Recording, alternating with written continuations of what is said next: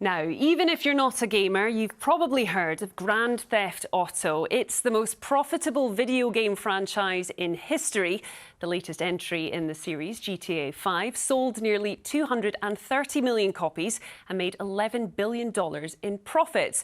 That game, like its upcoming sequel, was made right here in Scotland. The company Rockstar is based in Edinburgh. This week, it was confirmed Grand Theft Auto 6 will be released in November and is already expected to outsell its predecessor.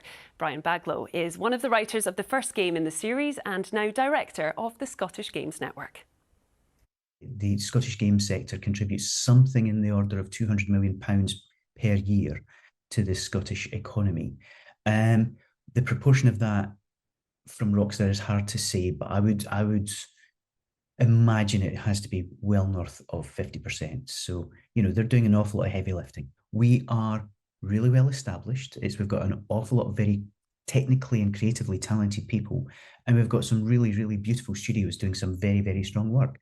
But having Rockstar here and having GTA still made here is really the crown jewels. It is the world's largest entertainment franchise.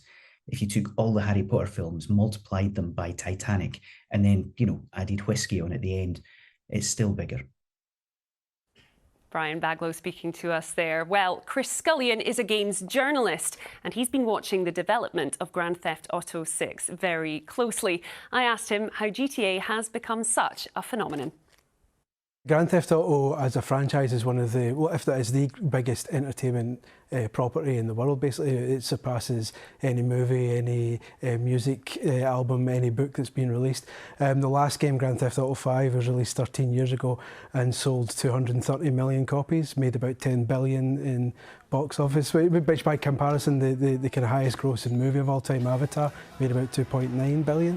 So in that sense, it's far and away the most kind of lucrative entertainment IP. Absolutely staggering figures. But it's been 13 years, I believe, since the last one came out. Why on earth has it taken so long?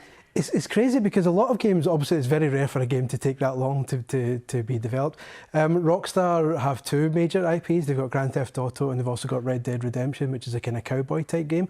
And after they finished GTA 5, they focused on the next Red Dead Redemption. That said, this is still one of the longest kind of development times for a game, but it's an enormous game. When you've got like a racing game, it's very easy. You make your tracks, you make your cars, you program that, and that's about it. This is a thriving city with people doing their own thing, and there's a million different things to do, so developing something like that takes an extremely long time. You mentioned that the last game made billions. How much pressure is there on Rockstar right now to deliver? The pressure's enormous. I mean, it will sell. It will sell a lot just because it's Grand Theft Auto. The last one was the fastest selling game of all time. It sold like 11 million copies in 3 days. This will do that, if not surpass it, just because it is what it is.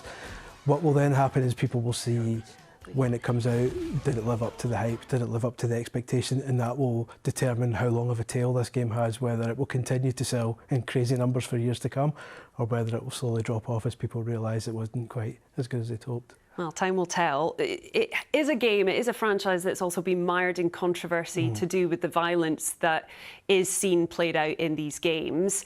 Is that something that's still relevant? I think it will always be relevant. Violent media will always be relevant, and even though it's got a PEGI 18 rating on it, which is legally enforceable in the UK, so no child under 18 should be playing it. You know what it's like, these things happen anyway.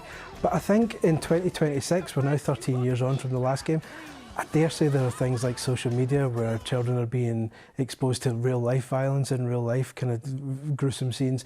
I think they might be potentially more harmful, and I think that might be more of a focus. OK, Chris Scullion, games journalist, thank you so much for joining me.